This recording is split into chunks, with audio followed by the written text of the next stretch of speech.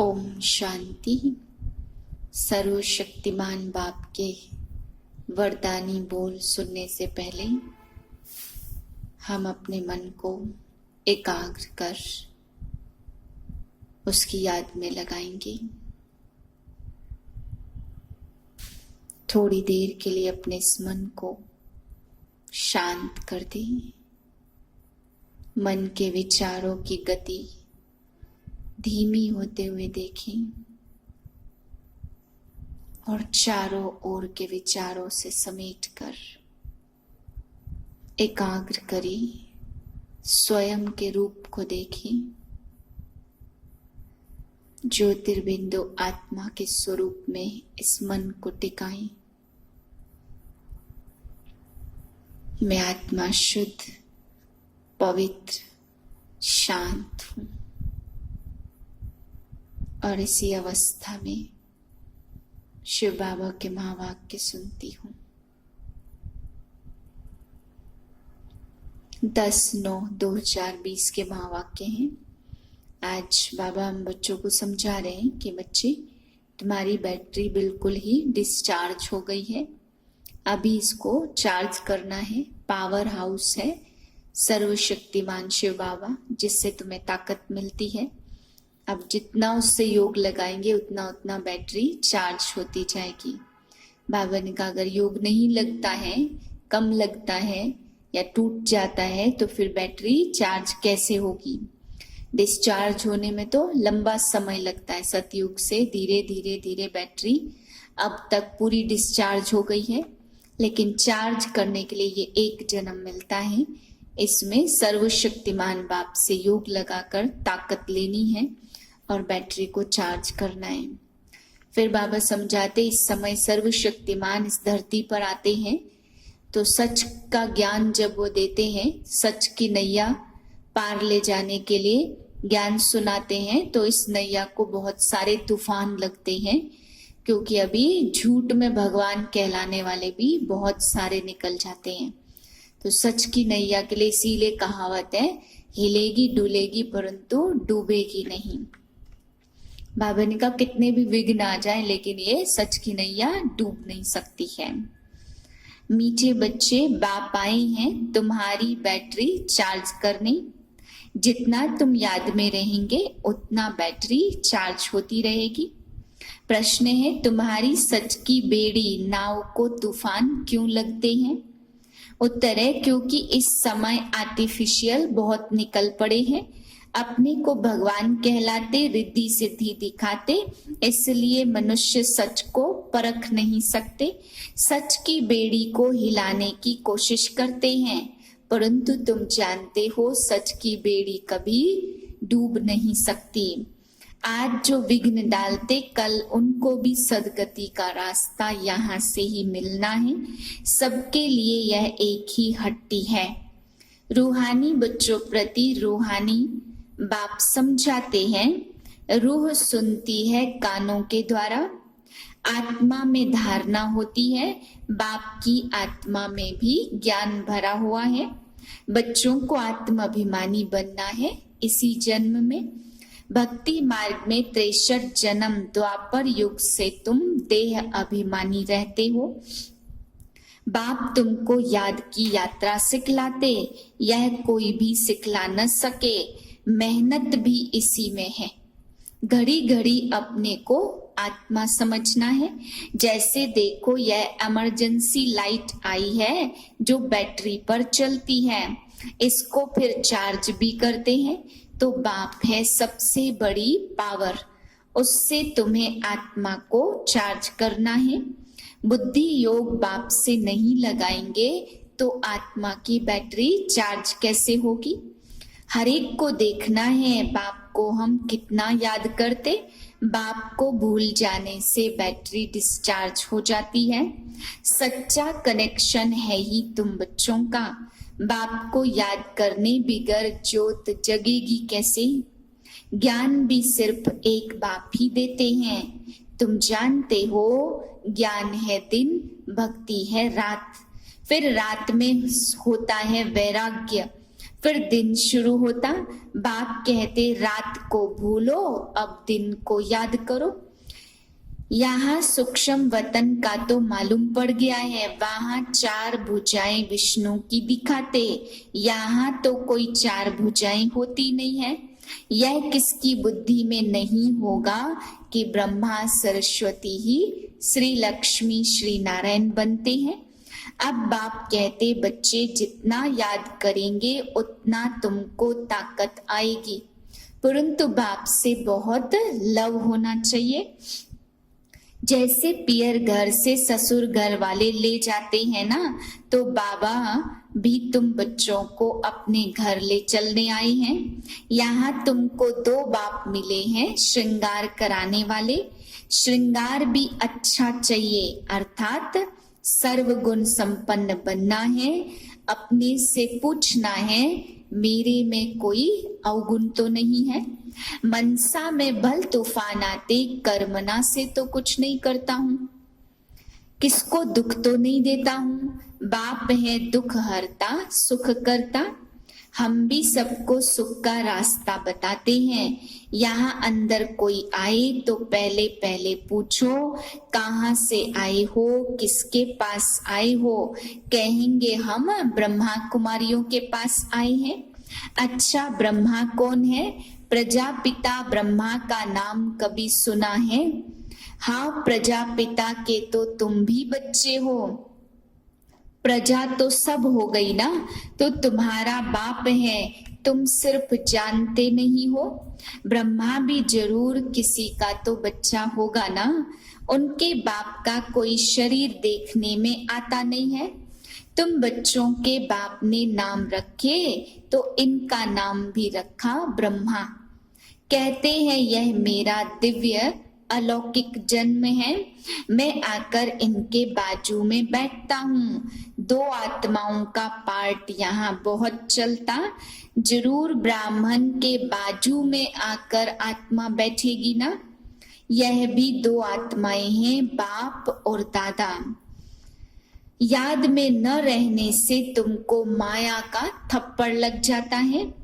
सबसे कड़ा थप्पड़ है विकार का। युद्ध के मैदान में तुम ब्राह्मण ही हो तो तुमको ही तूफान आएंगे, परंतु कोई विकर्म नहीं करना। विकर्म किया तो हार खाई। बाबा से पूछते हैं यह करना पड़ता है। बच्चे तंग करते हैं तो गुस्सा आ जाता है। बच्चों को अच्छी रीति संभालेंगे नहीं तो खराब हो पड़ेंगे। कोशिश करके थप्पड़ नहीं लगाओ। कृष्ण के लिए दिखाते हैं ओखरी से बांधा, रस्सी से बांधो खाना न दो। रो रो कर आखिर कहेंगे अच्छा अब नहीं करेंगे। बच्चा है फिर भी करेगा, परंतु शिक्षा देनी है। कभी विकार में मत जाना, कुल कलंकित नहीं बनना।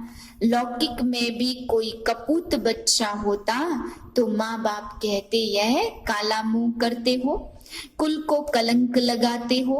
हार जीत जीत हार होते होते आखिर जीत होती जाएगी।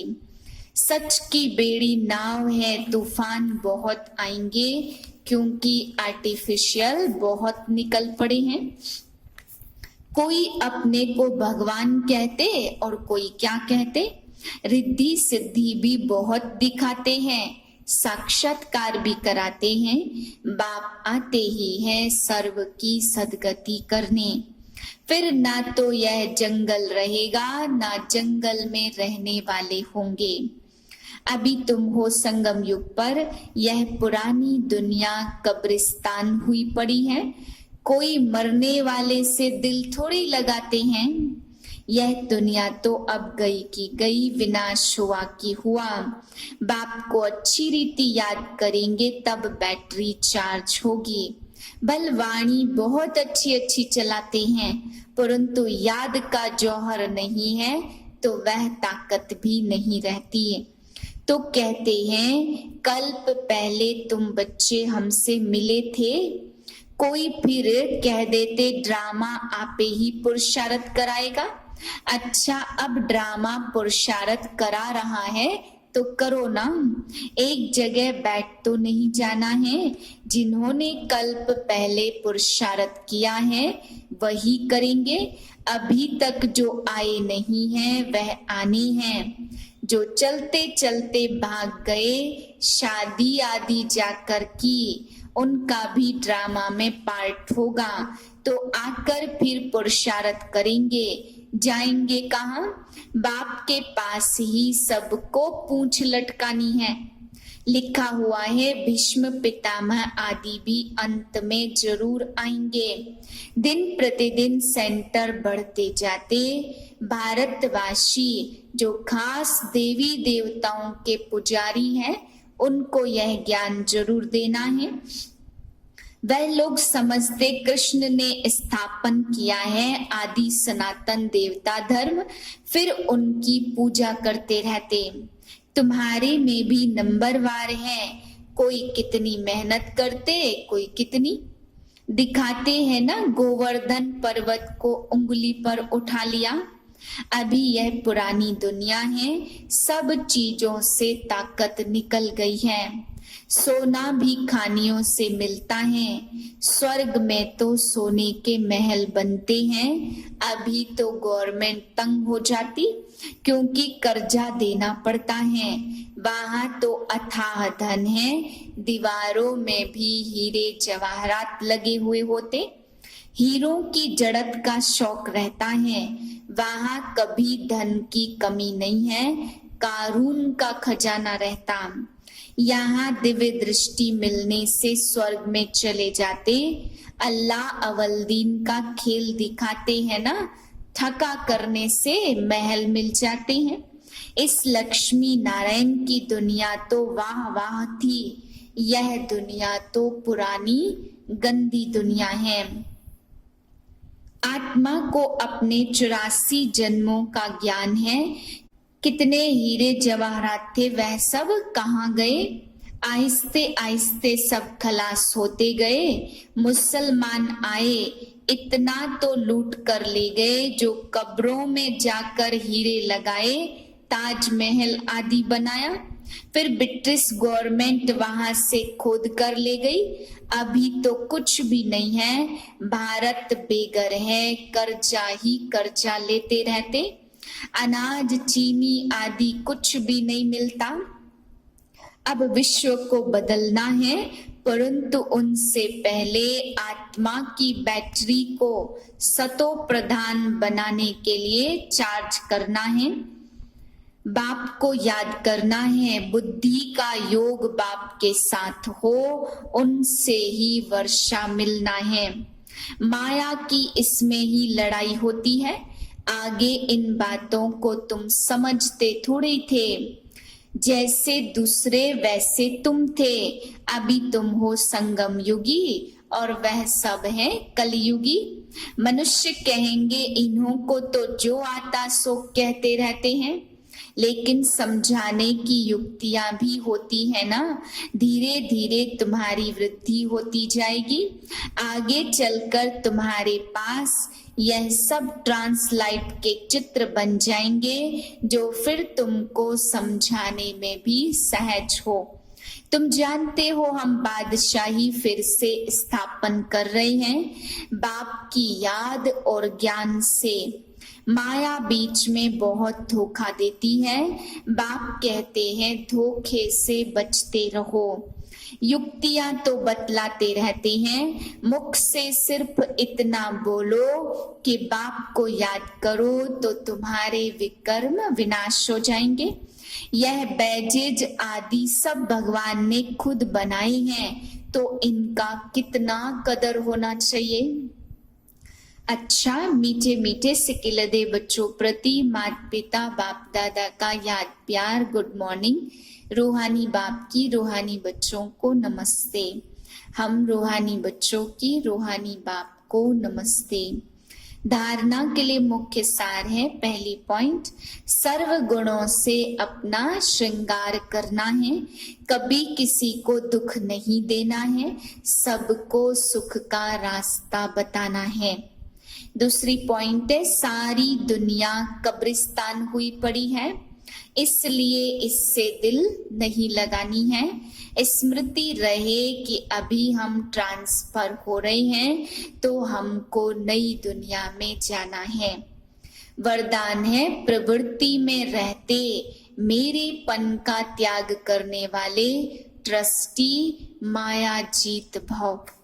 जैसे गंदगी में कीड़े पैदा होते हैं वैसे ही जब मेरापन आता है तो माया का जन्म होता है। माया जीत बनने का सहज तरीका है स्वयं को सदा ट्रस्टी समझो।